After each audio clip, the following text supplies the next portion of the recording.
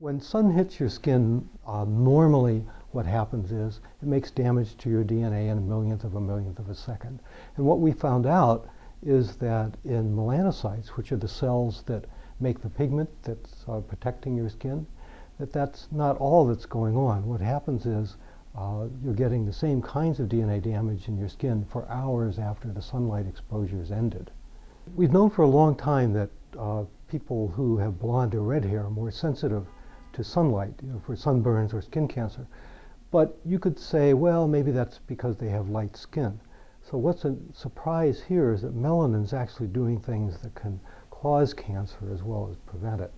What's happening is that sunlight hits the skin and it turns on a couple of enzymes that make a couple of chemicals that react with each other, and then they excite an electron in melanin. And that sort of thing's never been seen before in mammals. It's the same sort of reaction that happens in fireflies, but it's different here.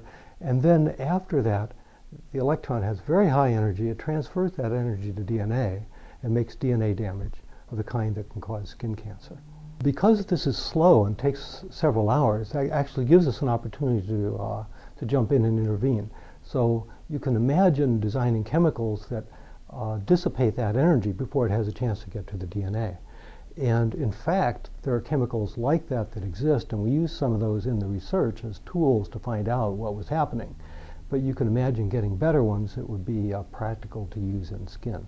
So our understanding has been that, well, you put on sunscreen before you go out into the sun, and that protects your skin. Here, you've got a different situation where what you want to do is add something after you leave the beach or after you leave the tanning bed, and it protects you for several hours after.